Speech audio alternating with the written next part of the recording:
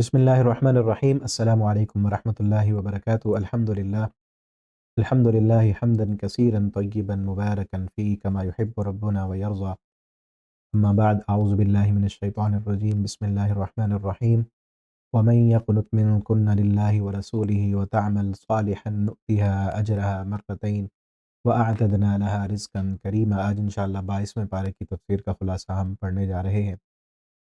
نبی کریم صلی اللہ علیہ وسلم کی بیویوں سے خطاب ہے، پیچھے 21ویں پارے کے آخر سے چلا آ رہا ہے۔ یہاں فرمایا گیا کہ وَمَن يَقْنُتْ مِنكُنَّ لِلَّهِ وَرَسُولِهِ کہ جو بھی تم میں سے، یعنی نبی کریم صلی اللہ علیہ وسلم کی بیویوں سے خطاب کر کے اللہ فرماتے ہیں جو تم میں سے فرما بردار رہے گی اللہ اور اس کے رسول کی اور نیک عمل کرے گی تو اس کو اجر بھی ڈبل دیا جائے گا، اور اس کے لیے ہم نے رزق، عزت والا رزق جنت تیار کی ہے۔ یا نساء النبی، اے نبی کریم صلی اللہ علیہ وسلم کی بیوی، لستن کاحد من النساء، یہ عزت، مقام اور مرتبہ ہے کہ تم جیسی کائنات میں اور کوئی عورت نہیں ہے۔ ان اتقیتن، اگر تم تقوی اختیار کرو، فلا تخضعن بالقول، اپنی بات میں نرمی پیدا نہ کیا کرو، یعنی اگر کسی غیر محرم سے بات کرنی پڑ جائے تو پھر دو ٹوک انداز میں بات کرنی ہے، بات میں کسی قسم کی لچک یا کسی قسم کی محبت کا اظہار، اس طرح کی بات نہیں کرنی۔ کیوں؟ فَيَطْمَعَ الَّذِي فِي قَلْبِهِ مرض، کہ کہیں وہ بندہ طمع نہ کر بیٹھے جس کے دل میں مرض ہے، کہ وہ یہ نہ سمجھے کہ یہاں بھی میری کوئی بات بن سکتی ہے۔ اور اصل تو پوری کائنات کی امت کی بیٹیوں اور ماؤں سے خطاب ہے، نبی کریم صلی اللہ علیہ وسلم کی بیویوں سے خطاب کر کے پوری کائنات کی امت کی جتنی بھی مائیں، بہنیں، بیٹیاں ہیں، سب کو یہ پیغام ہے کہ جب کسی غیر محرم سے بات کرنی پڑ جائے تو بات میں کسی قسم کا جھول اور کسی قسم کی نرمی نہیں ہونی چاہیے۔ وَقُلْنَا قَوْلًا مَعْرُوفًا، اور کہنی ہے سیدھی سیدھی بات۔ وَقَرْنَ فِي بُيُوتِكُنَّ، پر اپنے گھروں میں قرار پکڑنا ہے۔ زیادہ تر کہاں بیٹھنا ہے؟ قَرْنَ فِي بُيُوتِكُنَّ، گھروں میں رہنا ہے۔ یہ اسلام کا حکم ہے، یہ قرآن کا حکم ہے، اور نبی کریم صلی اللہ علیہ وسلم کی بیویوں کو حکم دیا کہ گھروں میں بیٹھنا ہے۔ عورت کا جو اصل مسکن ہے وہ گھر ہے۔ گھر کو سنوارنا، گھر کو بنانا، گھر کو خوبصورت بنانا، گھر کی صفائی ستھرائی اور گھر کو گھر بنانا، بغیر عورت کے گھر گھر نہیں ہوتا۔ دیکھیں نا، جہاں خواتین نہیں رہتی، اس کو جہاں پر صرف مرد رہائش اختیار کر رہے ہوں ان کو گھر نہیں کہتے، ہاسٹل کہا کرتے ہیں۔ یہ گھر نہیں ہے، گھر گھر والی سے ہوتا ہے، اور گھر والی گھر میں رہے گی تو گھر ہوگا، ورنہ گھر والی بھی گھر میں نہیں رہتی، وہ بھی کہیں جا رہی ہے اور گھر والا بھی کہیں جا رہا ہے، تو پھر گھر تو گھر نہ ہوا، ٹھیک ہے نا۔ وَقَرْنَ فِي بُيُوتِكُنَّ، تو اپنے گھر میں قرار پکڑنا ہے۔ وَلَا تَبَرَّجْنَ تَبَرُّجَ الْجَاهِلِيَّةِ الْأُولَىٰ، اور نہیں زیب و زینت اختیار کرنی جو جاہلیت اولا، پہلی جاہلیت کی عورتیں جس طرح بن سنور کر اپنی زیب و زینت کا اظہار کر کے بازاروں میں جایا کرتی تھی، تم نے ایسا نہیں کرنا۔ مفسرین نے لکھا ہے کہ جو جاہلیت کا تبرج تھا نا، وہ کیا تھا کہ جاہلیت میں عورتیں اپنے گلے میں ہار پہنا کرتی تھی اور پھر دوپٹہ پہنتی تھی تو دوپٹے کو نیچے کر کے پھر کندھے پر ڈالتی تھی تاکہ وہ جو ہار پہنا ہوا ہے گلے میں وہ نظر آئے۔ یہ تبرج تھا، یہ زینت کا اظہار تھا کہ اپنے گلے میں پہنا ہوا ہار وہ لوگوں کو دکھایا کرتی تھی، دوپٹہ پھر بھی پہنا ہوا ہے، دوپٹے کو نیچے کر کے پھر کندھے پہ ڈالتی تھی۔ لیکن آج دور جاہلیت جدیدہ جو ہے، یہ بھی دور جاہلیت جدیدہ ہے، اس کا تبرج دیکھ لیں۔ عورت کہاں سے کہاں تک پہنچ چکی ہے، کپڑے تو اترتے جا رہے ہیں، جیسے جیسے وقت آگے گزرتا جا رہا ہے شارٹ سے شارٹ ہوتے جا رہے ہیں۔ دوپٹہ سر سے نیچے اترا، پھر کندھے پہ آیا، کندھے سے سرک کر اب غائب ہو چکا ہے، بازو ہاف سے ہو کر اب جو ختم ہو چکے ہیں، پجامے ٹائٹ سے ٹائٹ ہوتے جا رہے ہیں۔ اور ہیں کون؟ مسلمان عورتیں، کلمہ پڑھنے والی ایسی عورتیں، مسلمان اسلام کے نام پر دبا ہیں، جو ہیں مسلمان ہیں، کلمہ پڑھنے والی ہیں، اور کام سارے کافروں والے۔ تو مسلمان عورتیں کون ہیں؟ جو قرآن پڑھنے والی، گھر میں رہنے والی، قرن فی بیوتکن، اپنے گھروں میں قرار پکڑنے والی۔ ہاں، مجبوری کے تحت پچھلے پارے میں ہم پڑھ آئے ہیں حضرت شعیب علیہ السلام کا واقعہ، موسیٰ علیہ السلام کا واقعہ۔ شعیب علیہ السلام کی بیٹیاں باہر گئی ہوئی تھیں بکریاں چرانے کے لیے، مجبوری کی حالت میں جا سکتی ہے عورت باہر، لیکن جائے تو پھر ایک تو وہاں اصول بیان ہوا کہ مردوں کے ساتھ اختلاط نہیں کرنا، الگ رہنا ہے، اپنا کام اور اپنے کام کے ساتھ تعلق رکھنا ہے۔ اور دوسری چیز یہاں بھی آئی، اگر کسی مرد کے ساتھ بات کرنی پڑ جائے فلا تخضعن بالقول، تو اپنی بات میں نرمی نہیں لانی، دو ٹوک اور کھرے انداز میں بات کرنی ہے، تاکہ کہ کسی دل میں کوئی مرض ہے، کوئی شہوت کا مریض ہے، یا کسی کے دل میں شیطان نے کوئی بات ڈالی ہوئی ہے، تو وہ تمہاری آواز سن کے پتہ چل جائے اس کو کہ یہ عورت ایسی نہیں ہے کہ جس کے ساتھ میں گپ شپ لگاؤں، جس کے ساتھ میں بات کو آگے بڑھاؤں، یہ ایسی عورت نہیں ہے۔ قولا معروف، معروف بات کرنی ہو، یہاں سے یہ مسئلہ بھی معلوم ہوا کہ عورت کی آواز کا پردہ نہیں ہے، عورت کے جسم کا پردہ ہے، اس نے اپنے چہرے کو چھپانا ہے، اس نے اپنا جسم چھپانا ہے، آواز کا پردہ نہیں ہے، ورنہ یہ ہوتا نا کہ تم نے بات ہی نہیں کرنی، مجبوری کے تحت غیر محرم سے بات کی جا سکتی ہے، لیکن بات کیا کرنی ہے؟ نرم بات نہیں، لب و لہجے میں مٹھاس نہیں، اور پھر فضول باتیں، گپ شپ اور لمبی ڈسکس نہیں، قولا معروفہ، سیدھی اور دو ٹوک بات میں کیا مطلب کی بات کرنی ہے، جتنی بات کرنے کی ضرورت ہے اتنی بات کرنی ہے، لمبی چوڑی باتیں نہیں۔ اور اگلا کیا حکم دیا؟ وَأَقِمْنَ الصَّلَاةَ، گھر میں رہ کے کیا کرنا ہے؟ سارا دن موبائل، فلمیں، ڈرامے اور ٹی وی کی اسکرین کے سامنے بیٹھا رہنا ہے؟ نہیں۔ وَأَقِمْنَ الصَّلَاةَ، گھروں میں بیٹھ کے نماز قائم کرنی ہے، وَآتِينَ الزَّكَاةَ، زکوٰۃ بھی دینی ہے۔ دیکھیں نا، عورت کے پاس مال ہوگا تو زکوٰۃ دے گی نا، عورت کے پاس مال ہے، اس کو وراثت میں ملا ہے اس کے والدین کی طرف سے، یا وہ خود جو ہے کما رہی ہے، کوئی بزنس کر رہی ہے، الگ رہ کر مردوں میں اختلاط نہ کرے، اسلام کے جو بھی قوانین اور اصول ہیں ان پر عمل کرتے ہوئے وہ چلے۔ نبی کریم صلی اللہ علیہ وسلم کی بیوی حضرت خدیجہ رضی اللہ تعالیٰ عنہ بہت بڑی تاجرہ تھیں، تجارت کرتی تھیں، لیکن یہ نہیں تھا کہ وہ مردوں میں شامل ہو جاتی تھی، نہیں، الگ بیٹھ کر۔ ٹھیک ہے، آج بھی اگر کوئی خاتون اسلام کے اصول اور قوانین کو سامنے رکھ کر وہ اپنے پردے کا خیال رکھ رہی ہے، غیر محرموں کے ساتھ جو ہے وہ اختلاط نہیں کرتی اور اپنا کام کرتی ہے، تو کر سکتی ہے، مال ہوگا تو زکوٰۃ دے گی نا، یہ حکم ہے۔ وَآتِينَ، نماز بھی قائم کرنی ہے اور زکوٰۃ بھی ادا کرنی ہے۔ وَأَطِيعْنَ اللَّهَ وَرَسُولَهُ، اور یہاں یہ چیز ہے کہ ذمہ داری، عورت کی ذمہ داری نہیں ہے کمانا، ذمہ داری پھر بھی مرد کی ہے۔ اگر اس کے پاس، عورت کے پاس ٹائم ہے، اضافی ٹائم ہے، وہ کام کر سکتی ہے، اس کو اپنے والد کی طرف سے کوئی پراپرٹی مل گئی ہے، کوئی کام مل گیا ہے، تو وہ اس اپنے پیسے کو تجارت میں لگا رہی ہے، اس کو زمین مل گئی ہے تو وہ آگے دی ہوئی، اس نے کوئی مکان پلاٹ یا کوئی اس کو دکانیں مل گئی ہیں، وہ اس نے آگے کرائے پر دے رکھی ہیں، تو وہاں سے اس کو پرافٹ مل رہا ہے تو اس کی زکوٰۃ دینی ہے اس نے، یا اس کے پاس زیور ہیں، خاوند کی طرف سے ملے ہیں، ٹھیک ہے، یا والدین کی طرف سے ملے ہیں، تو اپنے اس پیسے کو وہ تجارت میں لگائے اور اس کا زکوٰۃ ادا کرے۔ وَأَطِيعْنَ اللَّهَ وَرَسُولَهُ، اللہ اور اس کے رسول کی اطاعت کرنی ہے۔ انما یرید اللہ، اللہ تعالیٰ چاہتے ہیں، لیذہب عنکم الرجس اہل البیت، اے نبی کریم صلی اللہ علیہ وسلم کی بیویوں، اے اہل بیت، اہل بیت میں آپ کون ہیں؟ کہاں سے بات شروع ہوئی؟ یا نساء النبی، نبی صلی اللہ علیہ وسلم کی بیویاں، اہل بیت سے اگر بیویاں نکال دی جائیں تو پھر باقی اہل ہے ہی نہیں۔ نبی کریم صلی اللہ علیہ وسلم کی بیویاں ہی اصل اہل بیت ہیں، اور آپ صلی اللہ علیہ وسلم کی بیٹیاں بھی اہل بیت ہیں۔ آپ صلی اللہ علیہ وسلم نے امی فاطمہ رضی اللہ تعالی عنہا کو ساتھ لیا، حسن و حسین کو، حضرت علی کو، اور آپ صلی اللہ علیہ وسلم نے فرمایا اللہم ہؤلاء اہل بیتی، اللہ یہ بھی میرے اہل بیت ہیں، یہ بھی میرے گھر والے ہیں، یعنی اصل تو بیوی ہے۔ آپ صلی اللہ علیہ وسلم نے پھر آپ اپنے نواسے کو، اپنی بیٹی کو بھی اہل بیت میں شامل کیا، وہ بھی آپ صلی اللہ علیہ وسلم کے اہل بیت میں سے ہیں، ٹھیک ہے نا۔ لیکن آج بعض لوگ ایسے بھی ہیں جو صرف آپ صلی اللہ علیہ وسلم کی بیٹیوں کو، بلکہ حضرت فاطمہ رضی اللہ تعالیٰ عنہ کو، صرف حضرت فاطمہ اور ان کی اولاد، اس کو تو اہل بیت سمجھتے ہیں، باقی بیویوں کو اہل بیت سے نکال دیتے ہیں۔ تو قرآن کا بعض حصہ لینا ہے اور بعض کو چھوڑ دینا ہے۔ بات یا نساء النبی سے شروع ہو رہی ہے۔ اللہ تعالیٰ چاہتے ہیں کہ تمہیں پاک کر دیں اور گندگی کو تم سے دور لے جائیں۔ وَاذْكُرْنَ مَا يُتْلَىٰ فِي بُيُوتِكُنَّ، اور گھروں میں رہ کر کیا کرنا ہے؟ ذکر کرنا ہے۔ مَا يُتْلَىٰ فِي بُيُوتِكُنَّ، جو گھروں میں پڑھی جاتی، من آیات اللہ، اللہ کے قرآن کی آیتیں۔ تو خواتین کو کیا حکم ہے؟ گھر میں بیٹھ کے قرآن پڑھنا ہے۔ گھر میں بیٹھ کے، آج تو سہولت ہے نا، موبائل نیٹ کے کنیکشن موجود ہیں، تو اس کو اچھا استعمال کر کے اللہ کے اس حکم پر عمل کریں۔ آپ شکر ادا کریں اللہ کا کہ رمضان میں آپ دورہ قرآن کر رہے ہیں، آپ پڑھ رہے ہیں۔ آئندہ بھی آپ نے عزم کرنا ہے کہ ہم نے قرآن کے ساتھ اپنا تعلق جوڑنا ہے، گھر میں رہ کر اس موبائل کا اچھا استعمال کرتے ہوئے۔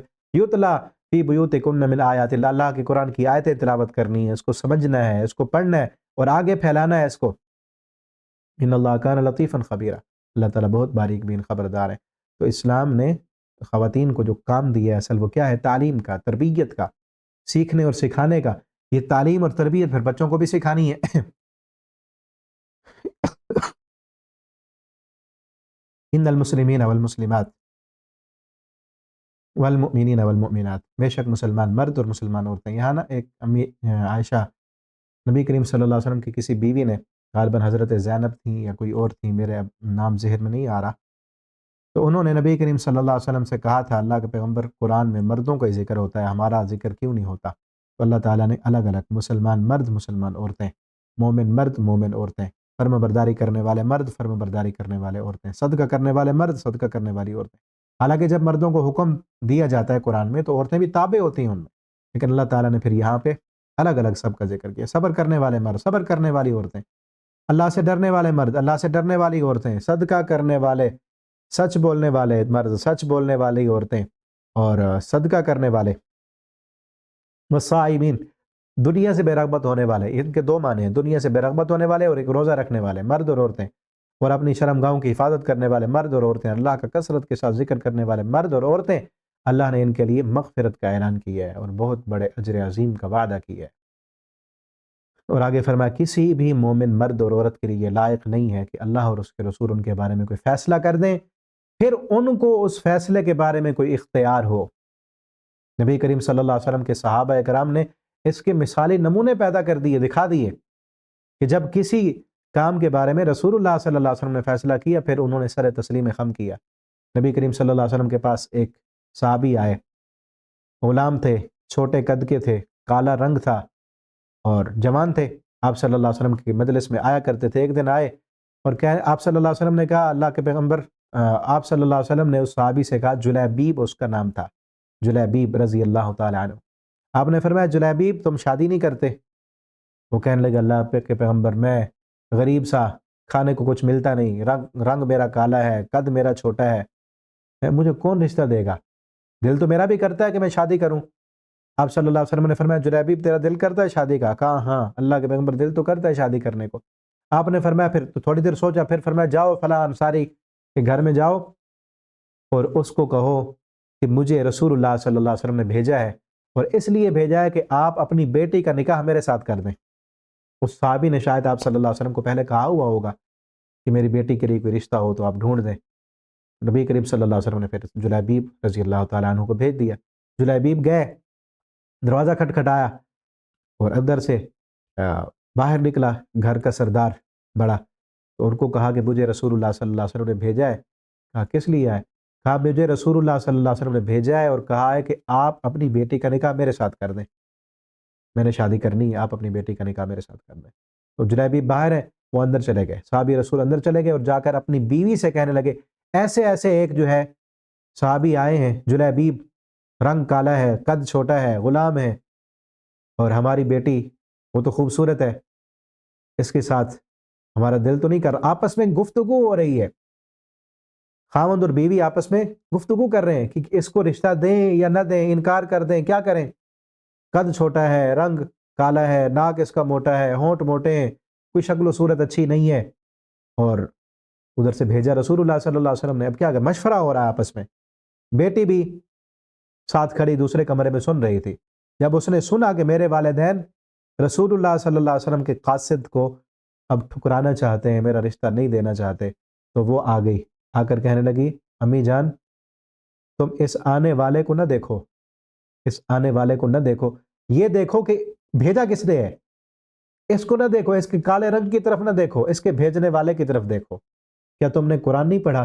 قرآن کی آیت پڑھی انہوں نے. پھر ماں کا اس بیٹی نے گھر میں رہ کر قرآن پڑھنے والیاں تھیں نا، اللہ کا حکم تھا کہ گھر میں بیٹھ کے قرآن پڑھنا ہے، تو قرآن آتا تھا، یاد تھا، معنی اور مفہوم کا پتہ تھا. قرآن کی آیت پڑھی، کہا کہ تم نے کیا قرآن نہیں پڑھا اللہ کا؟ وما كان لمؤمن ولا مؤمنة اذا قضى الله ورسوله امرا ان يكون لهم الخيار.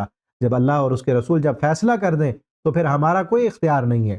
جب میرے پیغمبر نے میرے بارے میں یہ فیصلہ کر دیا ہے کہ میرا نکاح اس کے ساتھ ہو دے، تو تم کون ہوتے ہو روکنے والے؟ میرا نکاح اس کے ساتھ کر دو. میں دنیا میں اپنی سہیلیوں کے ساتھ بیٹھ کر یہ فخر کیا کروں گی. کوئی کہے گی میرا رشتہ میرے باپ نے کیا تھا، کوئی کہے گی میرا رشتہ میرے دادا نے کیا تھا، کوئی کہے گی میرا رشتہ میری امی نے کیا تھا، کوئی کہے گی میرا رشتہ میرے خالو نے، میرے چچا نے، میرے ماموں نے کیا تھا. میں بھی وہاں بیٹھ کر اپنی سہیلیوں میں کہوں گی کہ میرا رشتہ کائنات کے سردار محمد الرسول اللہ صلی اللہ علیہ وسلم نے کیا تھا. رشتہ ہو گیا. اللہ نے ایسی برکتیں دی، ایسی رحمتیں دی اور آپس میں ایسا پیار اور محبت تھا خاوند اور بیوی کا کہ دنیا اس وقت سارا معاشرہ مثالیں دیا کرتا تھا. جب کسی کی بیٹی کی شادی ہونے لگتی، کسی کی بھی شادی ہونے لگتی، تو مثالیں دیتے، کہتے کہ اللہ ان کی جوڑی کو ایسے سلامت رکھنا، ان میں ایسے محبت اور پیار رکھنا جس طرح جلیبیب اور اس کی بیوی کے آپس میں محبت اور پیار ہے. نبی کریم صلی اللہ علیہ وسلم کے فیصلے پر سر تسلیم خم کر لینے کا اللہ نے دنیا میں انعام دیا. ہمیں بھی چاہیے کسی بھی بارے میں رسول اللہ صلی اللہ علیہ وسلم کا فرمان آ جائے، حدیث آ جائے، پھر اپنی خواہش، اپنی مرضی، اپنے والدین کے مشورے، استادوں کے مشورے، فقہ، فقاہت، اماموں کی بات، ان کو آپ سائیڈ پہ رکھیں. سارے ہمارے لیے قابل احترام ہیں، لیکن ہمارے لیے قابل حجت، ہم پابند ہیں محمد الرسول اللہ صلی اللہ علیہ وسلم کے فیصلے کے. اور جو بھی رسول اللہ صلی اللہ اور اس کے رسول کے فیصلے کی نافرمانی کرے گا فقد ضل ضلالا مبینا، وہ واضح گمراہ ہو گیا واضح. آگے فرمایا کہ یہ پیغمبر صلی اللہ علیہ وسلم ہم نے ان کو خاتم النبیین بنایا ہے. آپ صلی اللہ علیہ وسلم کے بعد کوئی اور نبی نہیں آنے والا.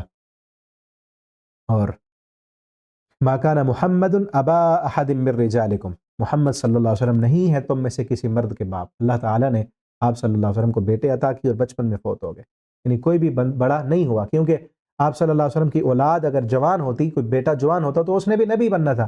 اس لیے اللہ تعالیٰ نے آپ صلی اللہ علیہ وسلم کے بیٹوں کو بچپن میں فوت کر لی اور کہا کہ کسی مرد کے آپ صلی اللہ علیہ وسلم باپ نہیں ہے، لیکن رسول ہیں اور خاتم النبیین، نبیوں کے اختتام پر. خاتم اصل اس مہر کو کہتے ہیں کہ جس کو خط کو لفافے میں ڈال کر لفافہ بند کر کے اوپر جو مہر لگائی جاتی ہے کہ اب لفافہ بند ہے اور اس میں کوئی چیز نہ ڈالی جا سکتی ہے نہ باہر نکالی جا سکتی. نبوت کا سلسلہ ختم اور آپ صلی اللہ علیہ وسلم آخری نبی، اور اس سلسلے پر ختم لگانے والے ختم نبوت کی مہر آپ صلی اللہ علیہ وسلم کے جو ہے کمر مبارک پر بھی وہ مہر لگی ہوئی تھی. کئی صحابہ نے دیکھا اللہ رب العالمین کی طرف سے.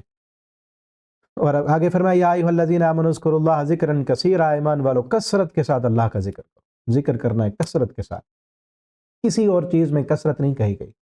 یہ نہیں کہا گیا نماز پڑھو کثرت کے ساتھ، نہیں، بلکہ کہا نماز پڑھو خشوع کے ساتھ، خضوع کے ساتھ. جتنی آپ صلی اللہ علیہ وسلم نے پڑھی اتنی پڑھنی ہے، زیادہ نہیں پڑھنی، ٹھیک ہے نا. زکوٰۃ بھی آپ نے دینی ہے تو ایک نصاب مقرر ہے، طواف کرنے کے لیے جانا ہے تو ایک 7 چکر مقرر ہے، صفا مروہ کی سعی بھی مقرر ہے. کسی بھی چیز کے بارے میں کثرت نہیں کہی گئی، بلکہ خشوع اور خضوع. آپ صدقہ کر رہے ہیں کثرت کے ساتھ کریں، لیکن اگر دل کا خشوع اور خضوع نہیں ہے، اللہ کی رضا نہیں ہے، تو کوئی فائدہ نہیں ہوگا اس کا. ذکر کے بارے میں حکم دیے گئے کثرت کے ساتھ اللہ کا ذکر کرنا، چلتے پھرتے اٹھتے بیٹھتے ہر وقت. یذکر اللہ کل احیان، نبی کریم صلی اللہ علیہ وسلم ہر وقت اللہ کا ذکر کیا کرتے تھے. وسبحوا، اور اس کی تسبیح کرو، سبحان اللہ کہو، بکرۃ واصیلا، صبح اور شام. صبح شام کے اذکار بھی اس میں شامل ہیں. هو الذی یصلی علیکم وملائکتہ، وہ ذات جو تم پر رحمتیں نازل کرتی ہے اور اس کے فرشتے بھی، تاکہ وہ تمہیں نکالے ظلمات سے نور کی طرف، اور وہ مومنوں کے ساتھ بہت رحم کرنے والے ہیں. تحیتہم، تحفہ ہوگا جس دن ملیں گے اللہ تعالیٰ سے، سلام ہوگا. وَأَعَدَّ لَهُمْ أَجْرًا كَرِيمًا، اور اللہ رب العالمین نے اپنے مومن بندوں کے لیے بہت عزت والا اجر تیار کر رکھا ہے. آگے نبی کریم صلی اللہ علیہ وسلم کی بیویوں کے متعلق کچھ باتیں. آپ صلی اللہ علیہ وسلم کی جو شادیاں ہوئی تھیں، اللہ تعالیٰ نے آپ کو اجازت دی تھی کہ آپ کو جو بھی عورت پسند آتی آپ ان کے ساتھ شادی کر لیں. اور آپ صلی اللہ علیہ وسلم نے جتنی بھی شادیاں کی ہیں، 11 بیویاں تھیں آپ صلی اللہ علیہ وسلم کی، وہ ساری کی ساری، ہر شادی کی کوئی نہ کوئی حکمت تھی. کسی نہ کسی حکمت کے تحت آپ صلی اللہ علیہ وسلم نے شادی کی. یہ نہیں کہ صرف کئی لوگ آپ صلی اللہ علیہ وسلم پر اعتراض کرنے کے لیے کہتے ہیں کہ اتنی زیادہ شادیاں، 11 شادیاں کی تو کیا آپ صلی اللہ علیہ وسلم کو شہوت اتنی زیادہ تھی؟ معاذ اللہ، اس وجہ سے آپ صلی اللہ علیہ وسلم نے شادیاں کی ہیں؟ نہیں، یہ بات بالکل. اب دیکھیں نا، نبی کریم صلی اللہ علیہ وسلم کی جو جوانی کی عمر ہے، بھرپور جوانی ہے، 25 سال سے لے کر 40 سال کی عمر تک، بلکہ 40 سال تو نبوت بھی لی نا، اس کے بعد تک 50 سال کی عمر تک، جب تک اب بھی جان حضرت خدیجہ رضی اللہ تعالیٰ عنہ زندہ رہی ہیں، نبی کریم صلی اللہ علیہ وسلم نے دوسرا نکاح ہی نہیں کیا ہے. ٹھیک ہے نا، جوانی کی عمر تو یہ تھی، اور 25 سال آپ صلی اللہ علیہ وسلم کی عمر ہے، اور حضرت خدیجہ رضی اللہ تعالیٰ عنہ کی عمر 40 سال ہے. وہ عمر رسیدہ خاتون ہے، ان کے ساتھ آپ صلی اللہ علیہ وسلم نے نکاح کی اور جوانی کی عمر ان کے ساتھ گزاری ہے. آپ صلی اللہ علیہ وسلم کے بچے بھی، جتنے بھی بچے ہیں سارے اماں جان خدیجہ رضی اللہ تعالیٰ عنہ کے بطن سے ہیں. ٹھیک ہے نا، ایک لونڈی سے حضرت ابراہیم اور ایک لونڈی سے تھا. باقی جتنے بھی آپ صلی اللہ علیہ وسلم نے نکاح کیے ہیں نا، ان میں کئی حکمتیں ہیں۔ حضرت زینب سے آپ صلی اللہ علیہ وسلم نے نکاح کی ہے۔ ابو سفیان کی جو ہے نا وہ بیٹی تھی، ابو سفیان مکہ کا بہت بڑا سردار اور آپ صلی اللہ علیہ وسلم کا دشمن تھا۔ آپ صلی اللہ ان کی بیٹی مسلمان ہو گئی، آپ نے ان سے نکاح کر لیا، اس کا فائدہ کیا ہوا؟ ابو سفیان کے دل میں اب ڈر بھی آ گئی کہ اب تو میری بیٹی ان کے گھر میں ہے، اب تو وہ میرے بیٹے بن گئے۔ بہت بڑی حکمت تھی۔ اسی طرح خیبر کا قلعہ فتح ہوا، آپ صلی اللہ علیہ وسلم نے حضرت صفیہ رضی اللہ تعالیٰ عنہ جو خیبر کے سردار کی بیٹی تھی ان سے نکاح کر لیا۔ اسی طرح ایک اور نکاح آپ صلی اللہ علیہ وسلم نے کیا کہ ایک قبیلہ آزاد ہوا اور سارے وہاں اس قبیلے کے کئی لوگ جو ہے مسلمانوں کے غلام بن گئے۔ آپ صلی اللہ علیہ وسلم نے انہی میں سے ایک عورت کے ساتھ نکاح کیا، تو جب مسلمانوں نے دیکھا کہ اب تو یہ سارے قبیلے والے نبی صلی اللہ علیہ وسلم کے رشتہ دار بن گئے، تو انہوں نے سب نے ان قیدیوں کو آزاد کر دیا۔ تو آپ صلی اللہ علیہ وسلم کے ہر نکاح میں کوئی نہ کوئی حکمت ضرور تھی۔ آپ الرحیق المختوم پڑھ کے دیکھیں، نبی صلی اللہ علیہ وسلم کی سیرت کی جو کتاب ہے اس میں شادیوں کا جو چیپٹر ہے اس میں ساری ترتیب کے ساتھ لکھی ہیں کس شادی کی کیا حکمت تھی۔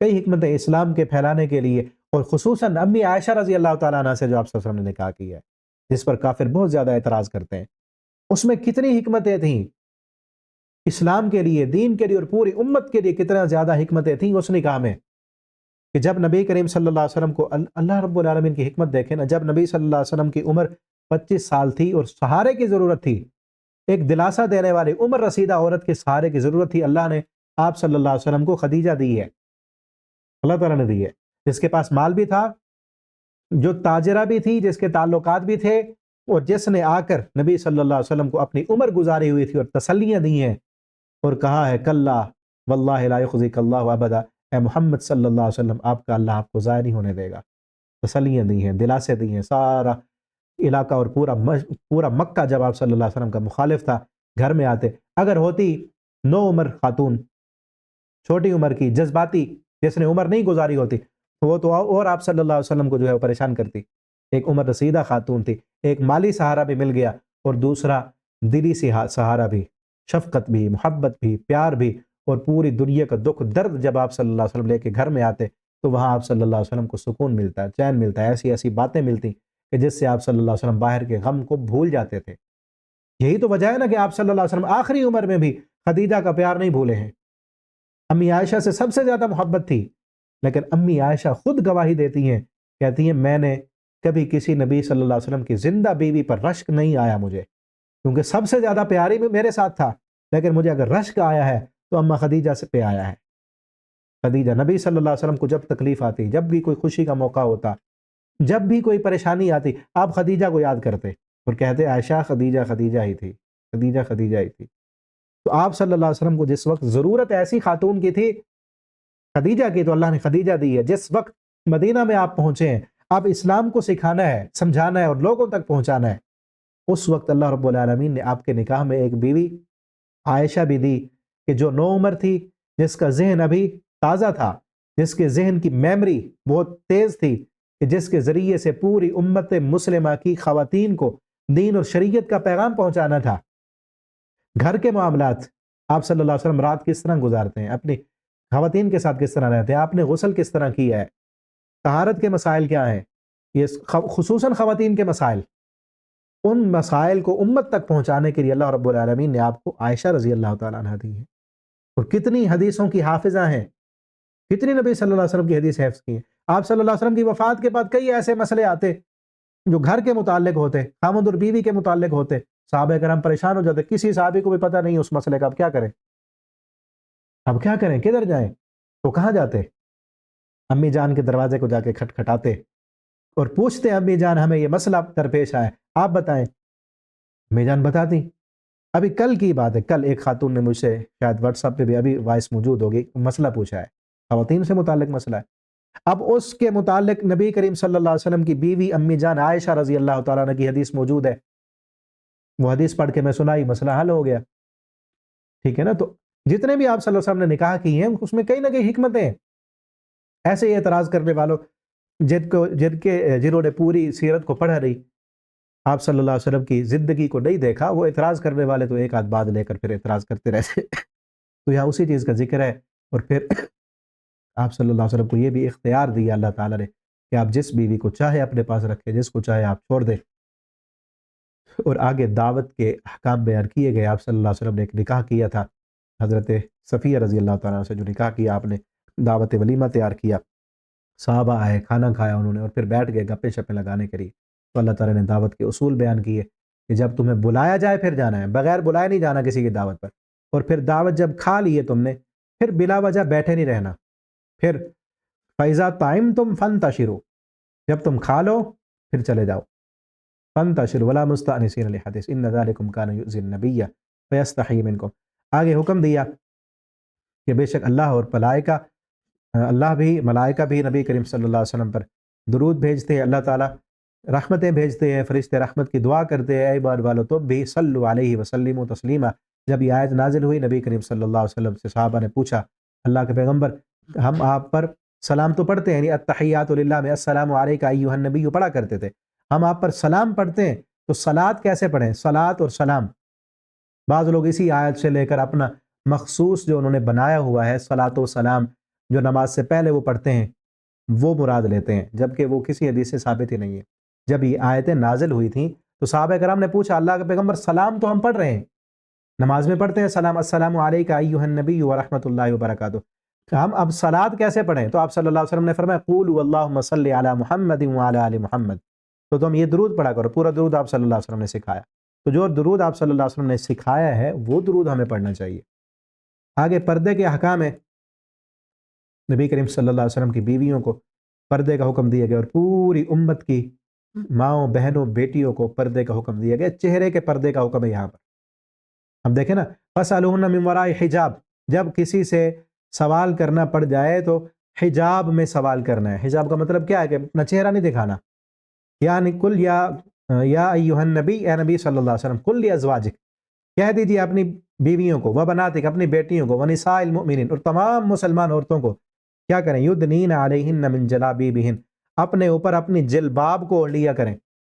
سورہ نور میں پردے کا حکم آیا تو وہاں ہم نے پڑھا تھا ایک لفظ، وہاں تھا خمار، وَلْيَضْرِبْنَ بِخُمُرِهِنَّ عَلَى جُيُوبِهِنَّ، اپنے خمار کو، خمار کہتے ہیں دوپٹے کو، اپنا دوپٹہ اپنے جو ہے سینے پہ ڈال لیا کریں، تاکہ سینے کا حسن ظاہر نہ ہو۔ وہ گھر کے اندر کا پردہ ہے کہ گھر کے اندر رہنا ہے تو دوپٹہ سر پہ بھی کیا ہوا ہو اور سینے پر بھی ہو، صرف چہرہ اور ہاتھ پاؤں جو ہے وہ محرم مردوں کے سامنے ظاہر ہوں گھر کے اندر۔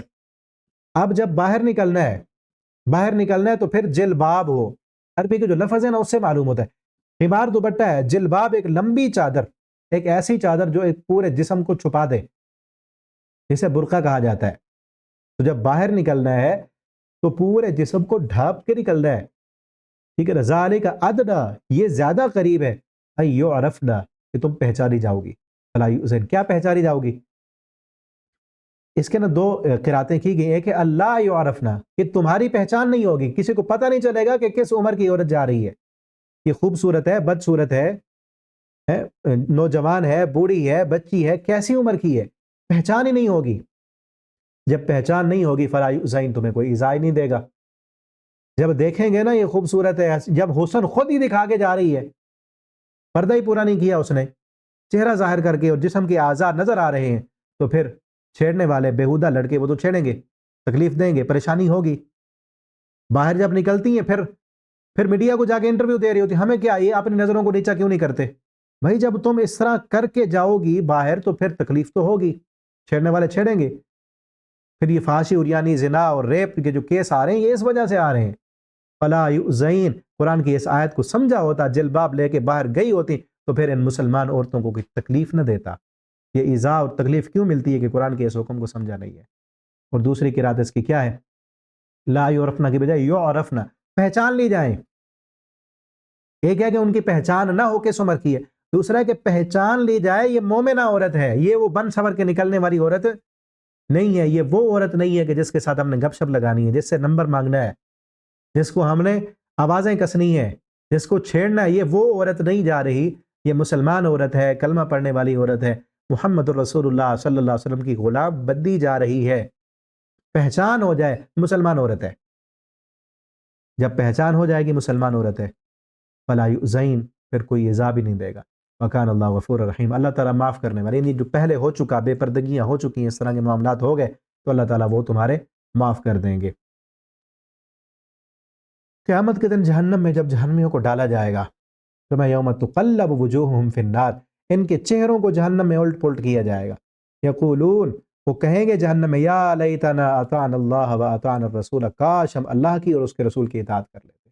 وقالوا ربنا، وہ کہیں گے اللہ ہم نے اپنے بڑوں کی اطاعت کی، سادتنا و کبرانا، اپنے بڑوں کی، سرداروں کی، لیڈروں کے پیچھے چلتے رہے، فاضلونا السبیل، انہوں نے ہمیں راستے سے گمراہ کر دیا۔ فرمایا یا ایھا الذین آمنوا اتقوا اللہ قولوا قولا سدیدا، ایمان والو اللہ سے ڈرو، سچی بات کیا کرو۔ سچ بولنے کے فائدے کیا ملیں گے تمہیں؟ یصلح لکم اعمالکم، سچ بولنے کی وجہ سے اللہ تمہارے اعمال کی اصلاح کر دے گا۔ تمہارے معاملات بگڑے ہوئے ہیں، معاملات الجھے ہوئے ہیں، سچ بولو، اللہ معاملات کی اصلاح کر دیں گے۔ آج کیا کہتے ہیں کہ سچ بولیں گے تو پھر تو نقصان ہوگا، پھر تو پریشانی ہوگی۔ نہیں، سچ بولنے سے بظاہر ہو سکتا ہے وقتی طور پر آپ کو ڈانٹ پڑ جائے، وقتی طور پر نقصان ہو، وقتی طور پر آپ کی کوئی بات کا جو ہے اعتماد نہ کرے، یا وقتی طور پر جو ہے آپ کو وہ فائدہ نہ ملے، لیکن مستقبل میں اللہ رب العالمین آپ کے اس سچ بولنے کی وجہ سے آپ کے تمام معاملات کی اصلاح کر دیں گے۔ دیکھیں نا، جھوٹ بول کر وقتی طور پر تو کسی کو اپنے اعتماد میں آپ لا سکتے ہیں، لیکن بعد میں جب کھلے گی بات اور پتہ چلے گا فلاں موقع پر انہوں نے جھوٹ بولا تھا آپ سے، تو پھر وہ جو اعتماد ختم ہو جائے گا، اس سے جو بگاڑ آئے گا وہ دور تک جائے گا۔ تو اس لیے ہمیشہ اگر ہم چاہتے ہیں ہمارے گھر میں معاملات جو ہے ان کے اندر اصلاح ہو، خاوند اور بیوی کے معاملات میں اصلاح ہو، باپ اور بیٹے کے درمیان اصلاح ہو، اور بھائیوں کے درمیان اصلاح ہو، اور اپنے تمام جتنے بھی فیملی ممبرز ہیں یا اپنے کمپنی میں کام کرنے والے لوگ ہیں، چاہتے ہیں کہ اگر اصلاح ہو اور کسی قسم کی خرابی نہ ہو، فساد نہ ہو، لڑائیاں اور جھگڑے نہ ہوں، تو اس کا حل قرآن نے بتایا ہے، کیا قولوا قولا سدیدا، جب بھی بات کرنی ہے سچی بات کرنی ہے، سچی گواہی دینی ہے، جھوٹ نہیں بولنا، جھوٹ کے قریب بھی نہیں جانا۔ جھوٹ بہت بڑا جرم ہے، بہت بڑا گناہ ہے، اور بہت زیادہ فساد کا سبب ہے جھوٹ۔ ایک حدیث میں آتا ہے نا، ایک صحابی آئے کہنے لگے اللہ کے پیغمبر مجھے ایک گناہ کی اجازت دے دیں، باقی سارے گناہ میں ایک گناہ میں چھوڑ سکتا ہوں، باقی نہیں چھوڑ سکتا۔ آپ صلی اللہ علیہ وسلم نے فرمایا جھوٹ نہ بولا کر، پھر جھوٹ نہ بولا کر۔ وہ چوری بھی کرتا تھا، زنا بھی کرتا تھا، آپ نے کہا جھوٹ نہیں بولنا۔ یعنی جب وہ رات کو چوری کرنے لگا، وعدہ تو کیا، تو جھوٹ نہیں بولنا۔ اب دین میں اس کے خیال ہے کہ چوری کرنے جا رہا ہوں، تو جب کوئی مجھ سے ملے گا تو میں اس کو کیا کہوں گا، چوری کرنے جا رہا ہوں۔ یہ خیال جب دل میں ہے واپس آ گیا۔ یعنی ایک جھوٹ بندہ چھوڑ دے نا تو کئی گناہوں سے نجات مل سکتی ہے، کیونکہ ہر گناہ کو چھپانے کے لیے تو جھوٹ بولنا پڑتا ہے نا پھر۔ تو اس لیے جھوٹ بالکل نہیں بولنا چاہیے، چھوڑ دینا چاہیے۔ مومن کبھی جھوٹا نہیں ہوتا۔ نبی کریم صلی اللہ علیہ وسلم سے پوچھا گیا نا، مومن بزدل ہوتا ہے؟ آپ نے فرمایا ہاں، مومن میں ڈر آ سکتا ہے، کنجوس بھی ہو سکتا ہے مومن ڈرپوک ہو سکتا ہے۔ آپ سے پوچھا کہ مومن کذاب ہوتا ہے؟ آپ نے فرمایا نہیں، ایمان اور جھوٹ اکٹھے نہیں ہو سکتا۔ اس لیے جھوٹ اگر بولے ہیں کہیں تو توبہ کریں، اللہ رب العالمین سے معافی مانگیں، اور آئندہ اللہ سے عزم کریں کہ ہم نے جھوٹ نہیں بولنا، سچ بولنا ہے۔ سچ اصلاح کرنے والا، یصلح لکم اعمالکم ویغفر لکم ذنوبکم، سچ بولنے سے اللہ تمہارے گناہ معاف کر دیں گے۔ جو اللہ اور اس کے رسول کی اطاعت کرے گا وہ بہت بڑی کامیابی میں ہوگا۔ آگے سورہ سبا ہے، یہاں پر قوم سبا کا ذکر ہے کہ جن کو اللہ رب العالمین نے باغات دیے تھے، پھل دیے تھے۔ ان کی جو بستی تھی ایسی جگہ پر تھی کہ جس میں جو ایک شاہراہ تھی، وہاں سے لوگ گزرتے تھے، کاروبار بھی ان کا بہت زبردست تھا، اور باغات تھے، کھیتیاں تھی، کھلیان تھے، لیکن انہوں نے ناشکری کی، اللہ کے پیغمبروں کی نافرمانیاں کی، تو ناشکری کی سزا اللہ نے ان کو یہ دی کہ ان کے باغات کو ختم کر دیا، اور پھر سوکھے بیر اور کانٹے والی جھاڑیاں ان باغوں کی جگہ جو پھلوں والے تھے وہ ختم کر کے اللہ نے کانٹے دار جھاڑیاں وہاں پہ اگا دی۔ اور حضرت سلیمان علیہ السلام اور داؤد علیہ السلام کا ذکر ہے کہ جن کے لیے اللہ رب العالمین نے لوہے کو نرم کر دیا تھا، اور داؤد علیہ السلام جو ہے وہ تلاوت کیا کرتے تھے، یا جبال اوبی معہ والطیر، جبال بھی اور پرندے بھی ان کے ساتھ جو ہے وہ ساتھ میں زبور کی تلاوت کیا کرتے تھے، اور اللہ نے لوہا ان کے لیے نرم کر دیا کہ جس سے وہ دیگیں اور محراب اور عمارتیں جو ہے وہ بنایا کرتے تھے۔ اور پھر ہمیں حکم دیا کہ تم نے شکر کرنا ہے۔ اس قوم نے، قوم سبا نے ناشکری کی تو اللہ رب العالمین نے ان کے جو نعمتیں تھیں وہ چھین لی۔ اور ہمیں سبق کیا ہے کہ اگر اللہ کی شکر گزاری کرتے رہیں گے تو اللہ رب العالمین نعمتیں ہمیں دیتے رہیں گے اور بڑھاتے رہیں گے، اور اگر ہم ناشکری کریں گے تو اللہ رب العالمین ناشکری کی سزا کیا دیتے ہیں کہ وہ نعمت اللہ رب العالمین پھر دنیا میں ختم کر دیتے ہیں، نعمتوں کی جو فراوانی ہوتی ہے وہ ختم ہو جاتی ہے۔ اس کے بعد سورہ فاطر ہے، فرمایا یا ایھا الناس اذکروا نعمت اللہ، اللہ کی اس نعمت کو یاد کرو، هل من خالق غیر اللہ، کہ اللہ کے علاوہ کوئی اور خالق ہے تمہارا جو تمہیں رزق دے آسمان سے؟ لا الہ، کوئی نہیں الہ، صرف وہ ہے۔ یا ایھا الناس ان وعد اللہ حق، انسانوں یاد رکھو اللہ کا وعدہ سچا ہے، فلا تغرنکم الحیات الدنیا، کہیں دنیا کی زندگی تمہیں دھوکے میں نہ ڈال دے، اور کہیں دھوکے باز شیطان تمہیں اللہ سے مغرور نہ کر دے، بے شک شیطان تمہارا دشمن ہے، فاتخذوه عدوا، اسے بھی تم اپنا دشمن بناؤ، انما یدعو، وہ بھی اور اس کا لشکر بھی تمہیں کس طرف بلاتا ہے؟ تاکہ تم سارے کے سارے جہنمی بن جاؤ، وہ تمہیں جہنم کی طرف لے کے جانا چاہتا ہے، لیکن تم نے اس کو اپنا دشمن سمجھنا ہے اور اس کی چالوں میں نہیں آنا اور اس کی باتیں نہیں ماننی۔ اور آگے اللہ تعالیٰ نے اپنی قدرت کے دلائل دیے ہیں کہ اللہ رب العالمین ہواؤں کو بھیجتے ہیں اور ہوائیں پھر بادلوں کو لے کے آتی ہیں، پھر اس سے بارش برستی ہے، اور مردہ زمین سے اللہ رب العالمین زندگی کو زندہ پھل پھول اور پودے نکالتے ہیں۔ اسی طرح تم کو بھی اللہ نے مٹی سے پیدا کیا، پھر نطفے سے، پھر تمہارے لیے بیویاں بنائیں، اور اسی طرح یولج اللیل فی النہار، اللہ تعالیٰ داخل کرتے ہیں رات کو دن میں اور داخل کرتے ہیں دن کو رات میں، اور مسخر کیا چاند کو اور ستاروں کو، ہر ایک اپنے جو ہے مقررہ مقدار کے مطابق چل رہا ہے۔ اور فرمایا یا ایھا الناس انتم الفقراء الی اللہ، اے انسانو تم سارے کے سارے اللہ کے در کے فقیر ہو، واللہ الغنی، اللہ تعالیٰ ہی غنی ہے، غنی الحمید، اور اللہ تعالیٰ تعریفوں والے اور غنی ہے۔ سب یا ایھا الناس، جتنے بھی انسان ہیں سارے کے سارے اللہ کے در کے فقیر ہیں، ہم اللہ کے، اور اسی میں انسان کی عزت ہے، ہم اللہ کے در کے فقیر ہیں اور اسی لیے عزت ہے۔ اللہ سے مانگیں جو چاہیے، اللہ سے مانگیں، انسانوں سے مت مانگے، اللہ سے مانگے، اور وہ غنی ہے، وہ دینے والا ہے، وہ سب کو دے دے، ان کی سارے انسانوں کی مرضی کے مطابق اور ان کی منشا اور خواہش کے مطابق سب کو دے دیا جائے۔